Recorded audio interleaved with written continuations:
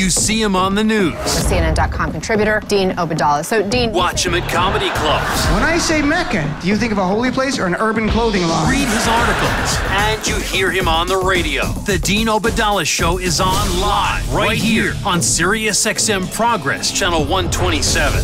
And welcome to the show, brothers and sisters of the Resistance. Wednesday, March 27th. I'm Dean Obeidallah, hoping to be your MBFF. We're live for the next 3 hours. I was out last night. I want to thank Tina Dupuis for covering for me. I was in Duluth, Minnesota. That's where I woke up this morning, in fact. And a kidney was missing. No, I'm kidding. I was up there to perform at St. Scholastica College with my friend Scott Blakeman. We do a show, Stand Up for Peace. We met some really nice people. During the day for students, we did a show and did a Q&A, and at night for the community. And it was actually literally warmer, I'm not kidding, in Duluth than it was in Manhattan. That was remarkable. A lot to talk about here, but we're not going to be able to play the clip. So, all right, we'll shift gears. Maybe we can play the clip. Maybe we can't. A lot to talk about. We'll start out, though, with a little humor. Let's first hear, this is really great stuff. Colbert did a cold open, a comedic sketch, a parody of the idea of Bill Barr's report. And what his take on it. I love it. Here's clip number one. The 4-page letter from the Attorney General describing and interpreting what he read in the Mueller report. Are you curious about classic texts but don't have access to the material? Wish there was an easier way? Well, now there is. Introducing Bar Notes. Bar Notes provide extremely brief summaries of complex ideas so you can move on. You'll get Barr's takes on all classics, like Romeo and Juliet. The play states that two people fell in love and drank poison. The investigation did not establish that the Capulets or the Montagues conspired or coordinated in the poisoning or the subsequent self-stabbing. Little Women, a coming-of-age tale. The book does not draw a conclusion on the character's size or gender. And even Herman Melville's classic Moby Dick. The author lays out the facts of the de-legging by the whale without reaching any legal conclusions, leaving it to me to decide whether the conduct of the whale constitutes a crime. I have concluded that the evidence does not establish such guilt by the whale. Total exoneration. So pick up Bar Notes today and get just enough information to leave you confused and angry. So some great comedy there, making a point. Why make it seriously when you can have people actually laughing at how ridiculous Bill Barr's report is? I mean, it was Donald Trump's hand-picked attorney general who was given a report written by a Republican, Robert Mueller, who was appointed by Donald Trump's appointee, Rod Rosenstein, and together they cleared Trump. Honestly, forget any politics. If you read about that in another country where three people who are of the same party as the president and two of them were appointed by the president and they investigated the president and cleared him, you go, that's a banana republic stuff, right? Nope, it's America. And that's the way it works. And next thing, here is Trevor Noah on Trump's reaction to the Mueller report, making a great point about we finally found out who Donald Trump is really compassionate and empathetic about. Here's clip number two. So for the Democrats, this is just the beginning. But as far as Trump is concerned, this ends the saddest chapter in American history. When asked by a reporter if Mueller acted honorably, Mr. Trump responding yes, even while blasting the investigation itself. It was a false narrative. It was a terrible thing. We can never let this happen to another president again. Which is why I won't allow America to have another president ever again, folks. I can't allow it. No more. No more. By the way, have you ever noticed that Trump is terrible at comforting victims unless it's him? Yeah? Because you never hear this level of compassion from Trump about, like, Puerto Rico. Yeah? When that happens, he's like, here's one paper towel, go long! But here, when it's him, he's like, the Mueller investigation was a terrible thing. We're gonna do everything we can to get me back on my feet.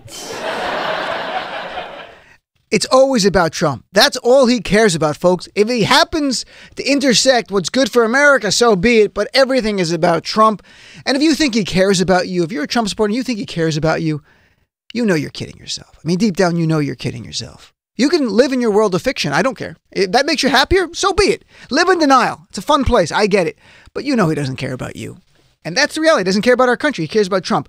By the way, on Monday when we were here, we went through the Barr memo, the Barr letter. There's no Mueller report. We don't have a Mueller report. We have a Bill Barr letter written by the man Trump just appointed a short time ago to protect him, and that guy did exactly what Trump wanted. He protected him. We're going to find out more. A little bit of breaking news. We have Chairman Gerald Nadler, chairman of the Judiciary Committee, said that Bill Barr, just a short time ago, has agreed to testify before the Judiciary Committee. So we're going to find out when that is. Of course, we'll cover that, and that'll be very interesting. And also, a poll came out from CNN a short time ago, and I find this really instructive, and it also keeps our sanity here, because to believe Trump did not conspire with Russia requires us to unsee and unhear things. Well, our fellow Americans are not going to unsee or unhear things just because Bill Barr is saying you should. The new poll by CNN just came out. 56% of Americans, 56% folks, believe Trump, the president, and his campaign have not been exonerated of collusion. And so that's very interesting. And you have 60% of Americans, 6 in 10 want Congress to continue to pursue investigations. So Americans have seen what they've seen. They've heard what they've heard. And doesn't matter what Bill Barr writes in a letter. It's not going to change that. And that's the reality. It's going to go on its course. On this show, we only cover the Mueller investigation when big things happen. And we will continue with that. We went through it Monday in great detail. And to me, it's never been about Robert Mueller. It's always been about us removing Donald Trump. It's been us winning the midterm elections, which we did. We all worked so hard to make that happen. And it's us on November 3rd, 2020, removing Donald Trump from the White House in a stunning trouncing of him and the Republican Party to send a message that we have no tolerance for Donald Trump's intolerance, that we're not on board the Trump train with bigotry, racism, sexism, and corruption. And the only way to do that is winning an election, not having Robert Mueller remove him or Congress. So Congress will continue to investigate. We will cover that, of course, but it's always been about us. And when the report comes out, and you can take this to the bank, when the report finally comes out, or parts of it, it will hurt Donald Trump politically. Because while Robert Mueller may not have found criminality, when you read all the things Trump did and all the people in his orbit that have committed crimes, and you read it in a narrative over a period of pages and pages, it's going to read like the worst Trump book ever. And he knows that. And that's why Bill Barr is going to do everything he can to drag this out. Because he understands the man who appointed him is going to look really horrible when the report comes out. And again, it might not rise to the level of criminality. It may or may not on obstruction. On conspiracy, Mueller didn't find the requisite evidence. Congress will do their job. We'll see what they find. But there is something, the report's going to hurt Trump politically. There's something that's going to hurt all of us personally. Everyone listening. And if you're a Trumper, it's going to hurt you and your family. If you're in the middle, it's going to hurt you and your family. If you're a progressive like me, it's going to hurt you and your family. And that's Donald Trump's new jihad to get rid of the ACA. His new efforts to destroy the protections of the Affordable Care Act, Obamacare. And what I'm upset with the media coverage, and we all get upset with the media. Sometimes they're doing their best. Other times they're just missing the story here. They're speaking to people about the new news from Monday where the Trump administration is now arguing in court that the entire ACA should be completely dismantled. Everything, all the protections gone. And they're interviewing people about it on TV, even Republicans, and they're talking about it in this context of, well, the court's going to decide it, right? No, let me give you the top line first. The only reason a federal court said the ACA was unconstitutional in December is because of Trump and the GOP getting rid of the individual mandate. Because the Supreme Court decided during the Obama administration it was constitutional. The only thing that changed was what they did, the Republicans. And as we'll go through here, that Trump and the GOP knew they were going to destroy the ACA. They did this on purpose. They destroyed the ACA by getting rid of the individual mandate. They were warned at the time, if you do this, it can destabilize the entire setup. They knew it. They still voted to do it because they wanted to get rid of it. They stand with insurance companies over us. That's what they're about. So wake up, Trump supporters. Donald Trump doesn't care about you or your family. He cares about people giving him and other Republicans donations. That's all they care about. And if you haven't grasped it already, there's nothing more I can say to change your mind on that. So let's go through how we got here. Let's begin. Donald Trump during the 2016 campaign bragging about healthcare. He was going to give us, quote, something terrific. And he said, quote, much less expensive and much better. He said lower numbers, much lower deductibles. Let me ask you, everyone out there, has your health insurance, not if you've dropped it, but if you have health insurance, has your deductibles gotten lower? Has your premiums gotten lower, but your coverage has gotten better? Because if it has, contact me because I want to get that insurance. So Donald Trump promised that. Did he try to deliver any of that in the 2 years Republicans had the House, the Senate, and the White House? No. What did he do? What was his number one focus? Repeal the ACA. There was no replacement. They have no idea of a replacement.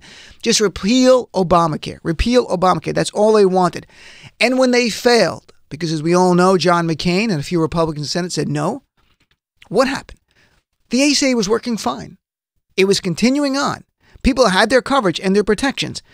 What did they do, the Republicans, December 2017, as part of their GOP tax scam? In that bill, they got rid of the individual mandate for health insurance obligation under the ACA. They got rid of it. And if you go back and Google articles around 2017, like I did today, that dealt with that bill being proposed, experts said, you're going to by taking the mandate away, you're going to undermine the entire ACA and every protection in it. So when Trump and the GOP did this, they knew you were going to lose protection for you and your family. And I'll go through the list of how you're going to lose. They knew it, and they did it anyway. This is criminal. This leads to bankruptcies and death. That's what it leads to. So I don't care about Mueller. I care about us. I care about our lives and our families' lives. And so what happened? December 2017, they get rid of the individual mandate. What happens next? Over 20 Republican attorney generals then sue in federal court going, hey, now that the mandate is gone, thanks to Trump and the GOP, the entire ACA is unconstitutional. So strike it down. And we had a judge, December 2018, a Republican-appointed judge, who agreed with the Republican attorney generals, who said now that Donald Trump and the GOP got rid of the individual mandate, the entire scheme, the structure is unconstitutional. The exact words of the judge was the individual mandate is essential to and inseparable from the remainder of the ACA. Donald Trump and the GOP knew it. Their lawyers told them this. It was in the media. We all knew it. But they still did it because they don't care about you and your family. They care about insurance companies. So what happened? What was Donald Trump's response? Then he tweeted, I'm reading his tweet from the day of the federal judge striking it down. He tweets, wow, but not surprisingly, Obamacare has just been ruled unconstitutional by a highly respected judge in Texas. Great news for America, he adds. Great news. Great news for America that you and your family are going to lose coverage. Great news. Not for us, for big corporations, big pharma, health insurance companies who might donate more money to Republicans. Yeah, great news for that America, not our America. The America of the elite that none of us are in. Great day, not for us. And again, every time you see a discussion on TV about the ACA and the court, remember, Trump and the GOP did this with the full knowledge. By getting rid of the individual mandate in December 2017, they were going to result in undermining the entire scheme and structure of the ACA. They knew it. Their lawyers told them. It was in the media, and they still did it. So that's where the media is missing the story. They're picking it up halfway through like, well, now a judge is going to do this. And the big news is Monday, Trump administration said they've reversed course, and they are now arguing with the Republicans, on the side of the Republicans, to strike the entire ACA down. That's what Trump and the ACA, that's what they want. Now, Trump is telling tonight again, the GOP is going to give you even a better plan than the ACA. You had 2 years with the House and the Senate, and you didn't give us anything. What you gave us was repeal, repeal, repeal. Light repeal, big repeal, complete repeal, repeal. No replace, no alternative insurance. So let's talk about the real world. Let's talk about if Trump and the GOP get their way and the ACA is gone. Here's what happens. And just so it's clear, it is not only if you're on the ACA, if this affects you. This law, the ACA, transcends that. It affects every insurance policy issued in the United States of America, employer-provided, individual plans, or through the ACA, or group plans. Every single insurance policy in America is impacted by the ACA. So if you're sitting around and you're on the Trumper and you're like, well, I'm not on the ACA, it doesn't matter. I'm telling you the truth right here. We're not going to play games because this is real life stuff. And I want the best for all Americans. I don't care where you stand politically. And in the second hour, we'll have Andy Slavitt, who ran the ACA for Obama the last few years, to go through it from an expertise point of view. And he can back up what I'm going through. First of all, everyone will lose coverage for pre-existing conditions. Everyone. Because right now it's mandated. As many as 133 million Americans have pre-existing conditions, according to the Kaiser Foundation, which is a completely nonpartisan health institute. What is a pre-existing condition, you might ask? Here's the definition from Cigna, from an insurance company. I went back and looked at their definition. Any medical illness or injury that you have before you start a new healthcare plan may be considered a pre-existing condition. Here's an example: sleep apnea, pregnancy. Pregnancy was literally a pre-existing condition. If you got pregnant once, they were not going to cover you for the second children after that. The list goes on. And I can tell you, as someone who was a lawyer, and when I worked as a lawyer, I worked in a big firm and we represented health insurance companies pre-ACA. And if you did not disclose on your application that you were ever treated for any condition ever, and you sought treatment for that, not only would you not get covered, we would rescind your entire insurance policy and you would get no benefits for anything. Nothing. Because it was fraud. So you're like, well, I won't tell anyone. Well, you're going to lose your entire policy. And you'll have nothing. Zero. And under the ACA, no one could be denied. It doesn't matter. Individual plan, employer plan. If you have insurance through your employer, you know very well. There's no more declining coverage for pre-existing conditions. Meaning you don't have to stay in your job because you have some illness. And you're like, well, if I switch jobs, I'll go to a new employer. What happens? That's a great question. What happens if we get rid of pre-existing conditions and you have a plan now through your employer, like most Americans have it, and this is gone? What happens then? Here's what happened before the ACA. I can tell you based on exact experience that I saw and worked on as a lawyer. Three different things happen. One, you'd go to the new employer and they want to know what you have, and they'll say, that condition you have, heart disease, blood pressure, cholesterol, whatever it might be, they'll go, we're going to give you a policy, but we're going to raise the rates through the roof to make it essentially you can't afford it. Number two, we're going to give you a policy, but we're going to exclude coverage for that condition. Meaning every bill you have now paid by your health insurance for that condition, gone. You've got to pay out of pocket. Can you afford that? I can't afford it, but can you afford that? Third, they deem you uninsurable completely, meaning no offer of coverage whatsoever. And what happens then? You go to the high-risk pool set up in state after state, and this was illusory coverage at best. Generally, you had to wait 6 months to a year to be eligible, meaning for 6 months to a year, you're paying out of pocket for your medical bills, and then just to get eligible for the high-risk pools. And then these high-risk pools had huge deductibles and ridiculous premiums. That's the world everyone goes back to. Just so it's clear, everyone. This is not just if you're on the ACA. Could your employer be nice enough and say, we're going to pay, you're going to cover your pre-existing condition? Sure, they could be nice enough. These are corporations whose mandate it is to make money, health insurance companies. They're not going to be nice. They weren't nice before. Why would they be nice now, folks? They're not going to be. According to the Kaiser Foundation, 52 million Americans, 1 in 6, have a condition serious enough now that if the ACA is repealed, they would be deemed uninsurable. Think about that. Cancer, Parkinson's, the more serious diseases out there. Going through those is heartbreaking for the person and their family. Add to that, it's not covered by insurance.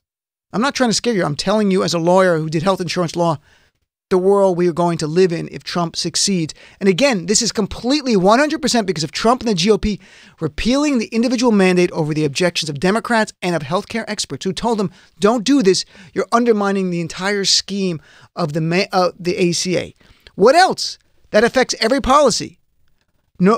Right now, there are no more caps on the amount of benefits an insurance company has to pay for your illness, either in a year or a lifetime. Before the ACA, there was. Well, guess what? Those caps go back into effect. Insurance companies say we're only going to pay $100,000 on a claim or $1 million, whatever the number might be. Caps. And then there's things that impact everyone from young to old. For young, people know this. Your child can stay on your policy till you're 26. That's only because of the ACA. 2 million young people immediately will be off their parents' insurance if that happens. For older people, here's one of the most discriminatory things that the ACA ended. Before the ACA, the gap they could charge between younger people and people over 50 for insurance premiums was essentially whatever they wanted. It generally came out to 5 times. Under the ACA, they can only charge you if you're between 50 and 64, 3 times the rate they charge someone who's younger. It's discrimination. It is. Even if you're not sick, they were just doing that because of your age. The ACA reduced that almost in half. That'll be gone. And for people on Medicare, that beneficiaries would have to pay more for preventive care, like wellness visits and diabetes checks, which are now free because of the ACA. And this is something that affects my mom personally. That affects everyone, what I read, and Medicare and young people specifically.